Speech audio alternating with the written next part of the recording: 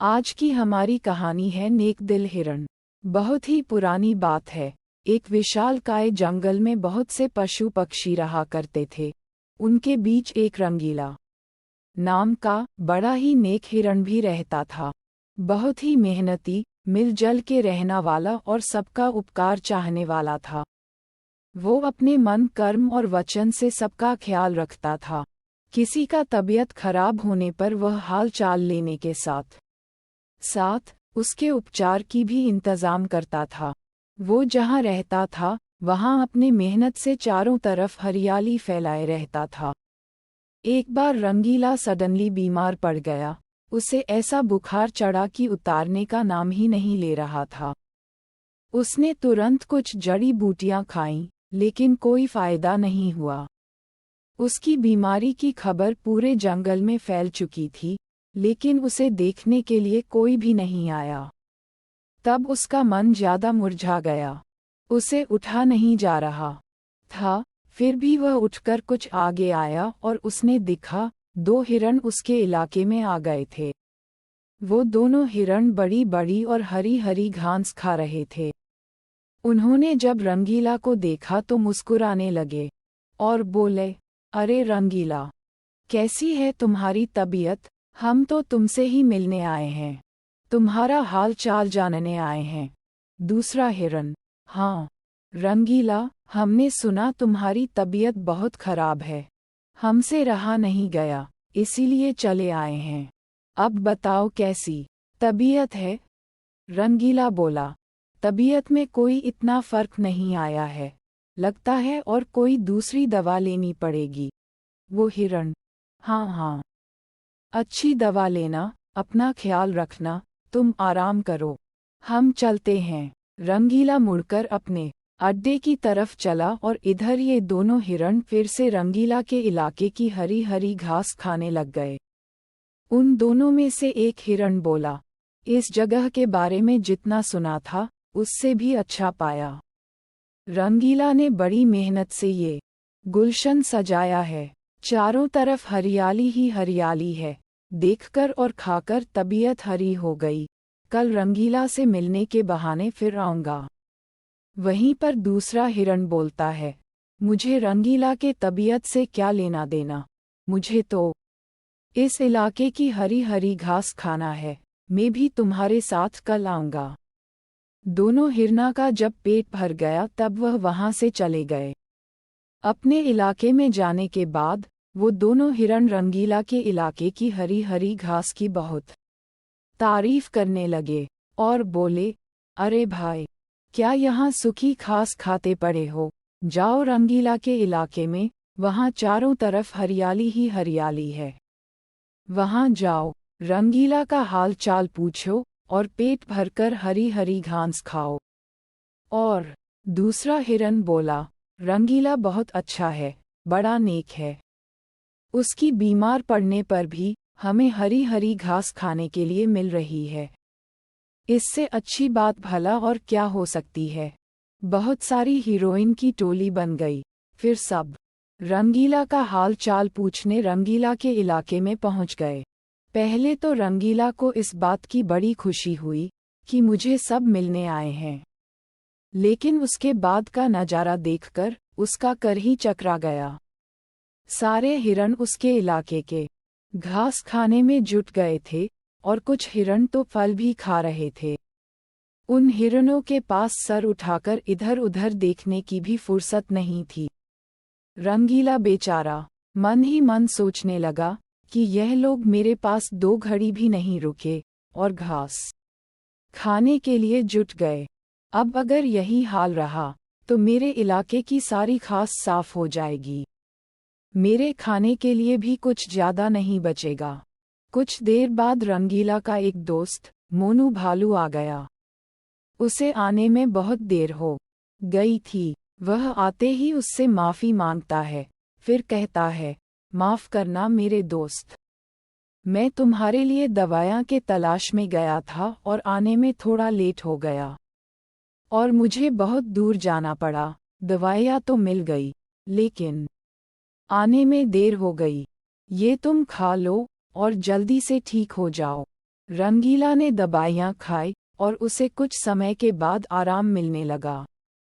उसका दोस्त मोनू उसके साथ ही रुक रहा। 2 दिन के बाद रंगीला की तबीयत बिल्कुल ठीक हो गई, लेकिन उसके खाने के लिए ना कोई फल बचा था और ना ही कोई घास बची थी। उसकी सारी मेहनत पर पानी फिर गया था। वो बहुत उदास हो गया। फिर उसका दोस्त मोनू बोला, दोस्त रंगीला, जानता हूँ यह मतलब का संसार है, ज्यादातर सब दोस्ती का दिखावा करते हैं, सब अपने फायदे की सोचते हैं। तुम चिंता मत करो, हम दोनों मिलकर फिर से गुलशन सजाएंगे। इस कहानी से हमें सीख मिलती है कि मन में कपट रखने वाले मित्र दुश्मन से भी ज्यादा खतरनाक होते हैं। हमारी दूसरी कहानी है, बेहतर कौन है। एक वक्त की बात है, एक कौवा एक पेड़ पर बैठा हुआ था और वो कौवा बहुत ही उदास और परेशान था। उस पेड़ पर बैठकर रो रहा था। पेड़ के नीचे बुजुर्ग बैठे हुए थे। जब उन्होंने उसे कौवे को देखा तो उससे पूछा कि तू रो क्यों रहा है। कौवे ने कहा कि मैं अपनी इस काले रंग से और बेसुरी आवाज से बहुत परेशान हूँ। जिसके भी घर के सामने बैठता हूँ वह लोग मुझे उड़ा देते हैं, मुझे कोई पसंद नहीं करता है। तभी उन बुजुर्ग ने कौवे से पूछा, फिर तू क्या बनना चाहता है? बोल, मैं तुझे आज वो बना दूंगा। उद्धरण चिन्ह। कौवे को लगा कि जरूर यह कोई ज्ञानी बुजुर्ग है। आज मैं जो इनको बोलूंगा ये मुझे वैसे ही बना देंगे। कौवे ने कहा, आप मुझे हंस बना दीजिए, मैं उसके जैसे बनना चाहता हूँ। कितना सफ़ेद और चमकदार होता है। ये सुनने के बाद बुजुर्ग ने कहा, मैं तुझे हंस तो बना दूंगा, लेकिन शर्त ये है कि तू पहले एक बार हंस से मिलकर आ। अब कौवा खुशी खुशी हंस के पास जाता है और उसे कहता है कि हंस, तू कितना खुश नसीब है, तू कितना सफ़ेद और चमकदार है। उद्धरण चिन्ह। तू तो बहुत खुश रहता होगा। हंस ने कौवे से कहा कि तुझे ये किसने कहा कि मैं खुश हूँ। कौवा ये सुनने के बाद हैरान हो गया।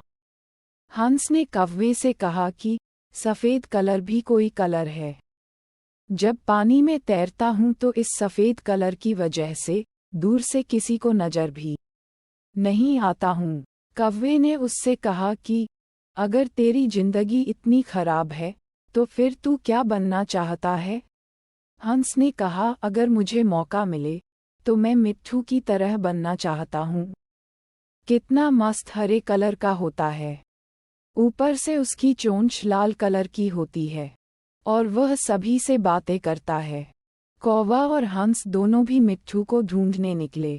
3-4 चक्कर लगाने के बाद उन्होंने मिट्ठू को एक पेड़ पर बैठा हुआ देखा।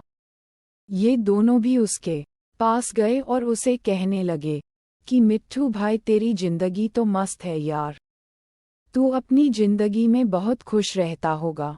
मिट्ठू ने उन दोनों से कहा, तुम्हें ये किसने कहा कि मैं अपनी जिंदगी में खुश रहता हूँ? कौवे ने कहा, तुझे क्या प्रॉब्लम है?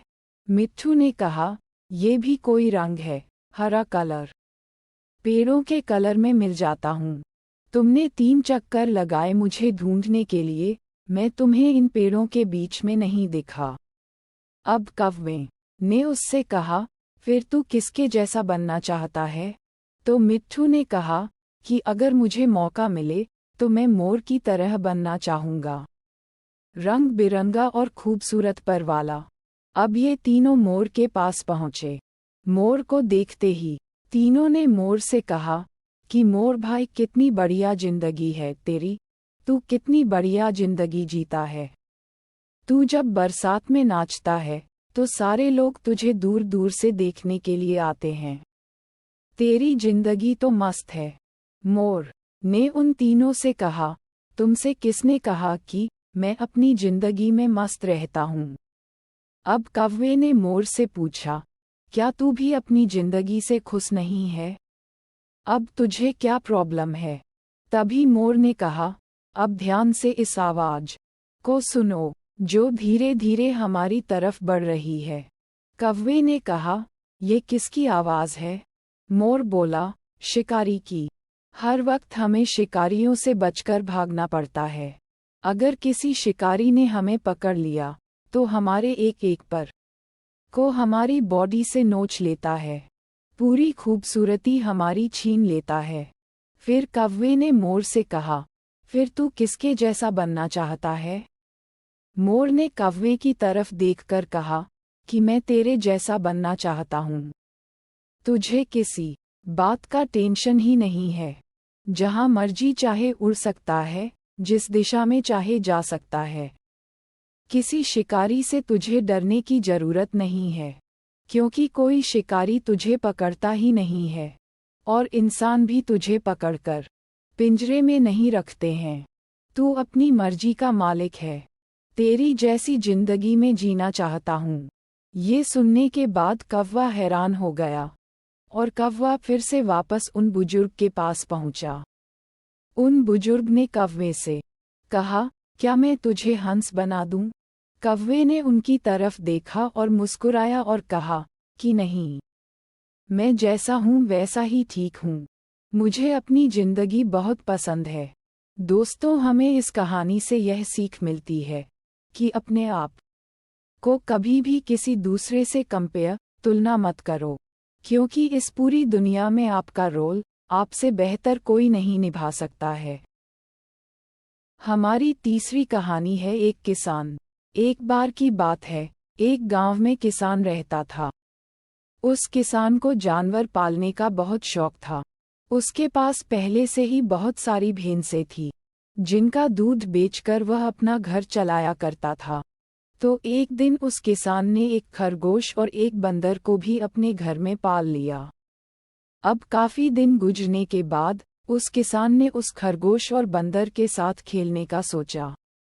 उस किसान ने अपने खेत में बहुत सारी छोटी छोटी गड्ढे कर दिए और फिर उन गड्ढों पर मिट्टी डालकर उन गड्ढों को बंद कर दिया, और किसी एक गड्ढे में उस किसने एक गाजर को छुपा दिया। अब उस किसान ने खरगोश और बंदर को उस गाजर को ढूंढने के लिए कहा।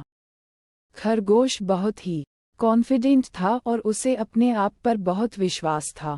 उसने एक एक गड्ढे को खोदना शुरू किया और गाजर ढूंढने लगा। लेकिन बंदर जो था वह बहुत ही नेगेटिव और आलसी था। उसने सोचा कि खेत में इतने सारे गड्ढे हैं और वह गाजर किसी एक गड्ढे में है, इतना कौन ढूंढे गए। वह बंदर यह सोचकर एक गड्ढे के ऊपर जाकर सो गया। अब उधर खरगोश अपनी पूरी मेहनत से गाजर ढूंढ रहा था। एक एक करके खरगोश ने सारे गड्ढे देख लिए, लेकिन उसे किसी भी गड्ढे में गाजर नहीं मिली। सिर्फ एक गड्ढा बाकी रह गया था जिसके ऊपर बंदर सो रहा था।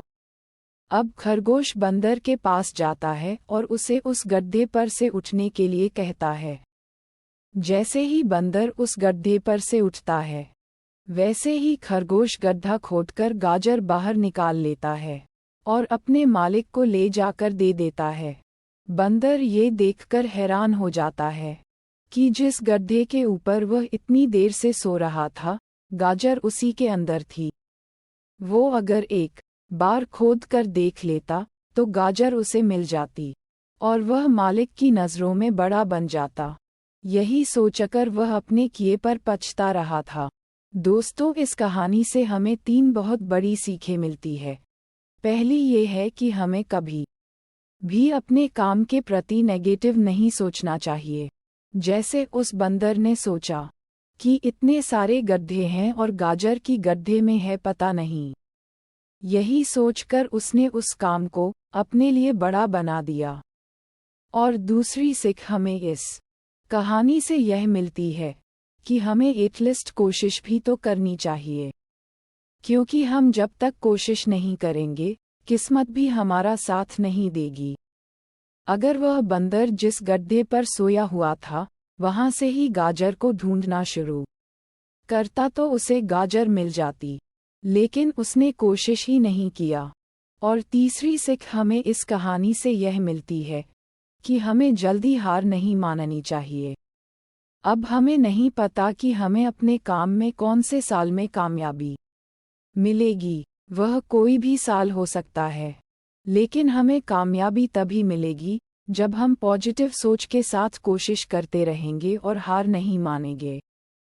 हमारी चौथी कहानी है साहसी मेढक। कुछ मेढक जंगल से होकर जा रहे थे और उनमें से 2 गलती से एक गड्ढे में गिर गए। बाकी मेढक जो सुरक्षित थे, उन्हें पता था कि गड्ढा कितना गहरा है और उन्हें इससे बाहर निकलने की कोई उम्मीद नहीं दिखी। दोनों मेढक गड्ढे से बाहर निकलने की कोशिश करने लगे, लेकिन कई बार असफल रहे। सुरक्षित स्थान पर मौजूद मेंढकों ने उन पर चिल्लाते हुए कहा कि वे कोशिश करना छोड़ दें क्योंकि ये संभव नहीं है। आखिरकार एक मेढक ने दूसरे मेढक की आवाज़ सुनी और कोशिश करना बंद कर दिया और नीचे गिरकर मर गया। हालांकि दूसरा मेढक कोशिश करता रहा और आखिरकार शीर्ष पर पहुंचने में कामयाब हो गया। दूसरे मेंढकों ने उससे पूछा, क्या तुमने हमें नहीं सुना? उसने बताया कि वह बहरा था और उसे लगा कि दूसरे मेढक उसे बाहर निकलने के लिए उकसा रहे हैं।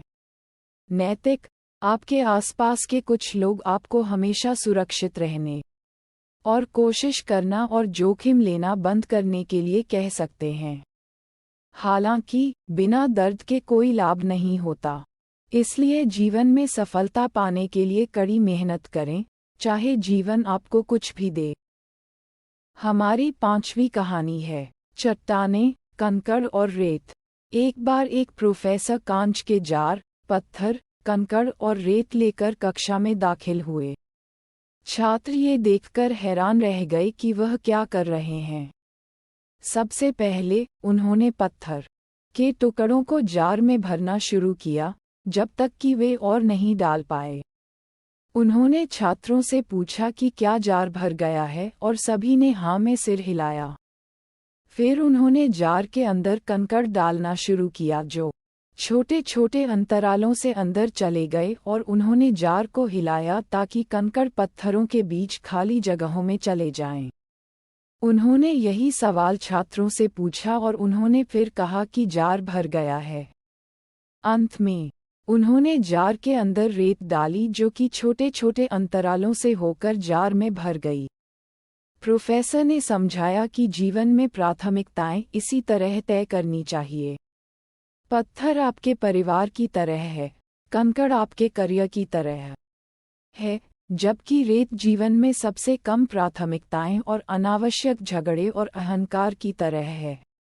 यदि आप पहले जार पर रेत डाल देंगे तो यह आसानी से भर जाएगा और पत्थरों और कंकड़ों के लिए कोई जगह नहीं बचेगी।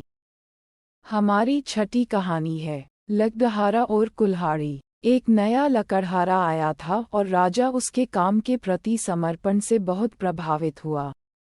प्रोत्साहन से उसने अपना सर्वश्रेष्ठ काम करना शुरू कर दिया और पहले महीने में 18 पेड़ काट डाले, जिससे राजा बहुत खुश हुआ। अगले महीने भी उसने वही प्रयास किया, लेकिन वह केवल 15 पेड़ ही काट सका। और तीसरे महीने भी उसने पूरी कोशिश की, लेकिन वह केवल 12 पेड़ ही काट सका। तीसरे महीने राजा ने उससे मुलाकात की और उत्पादकता में आए कमी के बारे में बात की। उसने बताया कि शायद उसकी ताकत खत्म हो गई है या वह काम करने के लिए बहुत बूढ़ा हो गया है। राजा ने उससे पूछा, आखिरी बार तुमने अपनी कुल्हाड़ी कब तेज की थी? आश्चर्य की बात ये थी कि उसने पिछले 3 महीनों में एक बार भी कुल्हाड़ी नहीं तेज की थी। यही एकमात्र कारण था कि वह और पेड़ नहीं काट सका। नैतिक, यह अच्छी बात है कि आप अपने लक्ष्यों की दिशा में काम करने के लिए बहुत प्रयास और कड़ी मेहनत करते हैं, लेकिन आपको अपनी जीवन प्राथमिकताओं को संतुलित करना चाहिए और अपने परिवार के साथ समय बिताना चाहिए और आराम करने के लिए कुछ समय बचाना चाहिए, जिससे आपकी उत्पादकता बढ़ेगी। उम्मीद है कि आपको हमारी कहानियाँ पसंद आई होगी। कृपया हमारे चैनल को सपोर्ट करें, लाइक, शेयर और सब्सक्राइब करें। धन्यवाद।